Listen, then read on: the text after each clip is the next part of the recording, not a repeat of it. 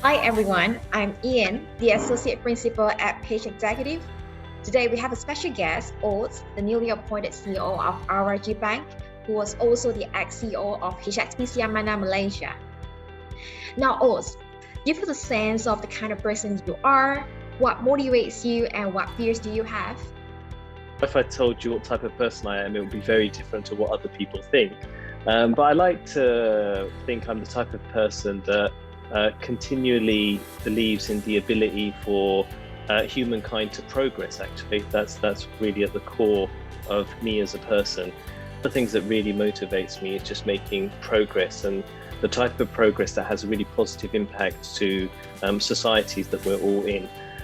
So what motivates me is being part of that change, in this case working within banking. My biggest fear is stagnation and just kind of wading through treacle in my working life as well as in my personal life as well. Tell us what was your first reactions when you were approached for this new role, and what makes you decided to move to another CEO role, especially in the pandemic? My first impressions on being approached in this role was actually a very positive first impression, and that was from you, Ian. So I get approached on LinkedIn quite a lot for roles, and I seldom respond to them, and even if I do, it's after a very long time. But actually I responded to yours straight away because it was one of the nicest notes that I received from a recruiter, and I just felt compelled to respond to that. And I need to thank you, because had it not been for that note, because I typically dismiss them, I wouldn't be on this journey. For me, I think this is the best time to take a new leadership role. The reason is that you can do a lot of things in a time when everything's flowing fine. You can ride on the coattails of an organization. But to come to an organization during a time where it's troubled from a macro perspective, and then to be able to lead a transformation and change agenda there, and that's really exciting. And that's the type of leadership roles that I really look forward to and thrive in. What have you done in your first 30 days as a CEO? First 30 days was very exciting here at Rajhi Bank. The first thing I did, which is something that I always do in a new role, is try to get to meet as many of the employees here as that we can. And actually, because of technology now, that's a lot easier. And I think it's really important to do that, because firstly, you need to hear from people.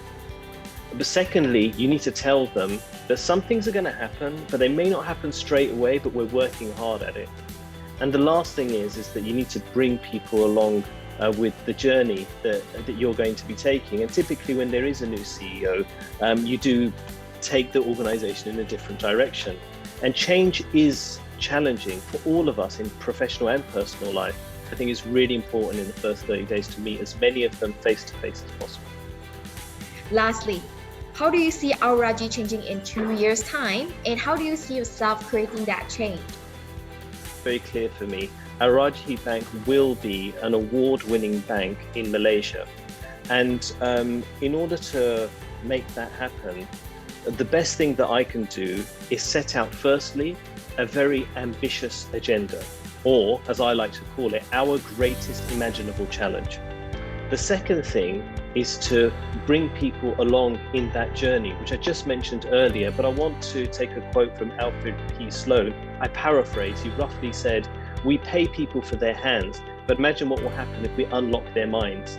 Bringing people along with the journey is not just saying, look, we want to get here. How we get there and how well we do on that journey is really a function of the people that work within an organization. And the last thing I can do is just provide a mirror and a challenge. What we're going to do is run the bank or run an organization. And in that, constantly challenge, is there a better way of doing it?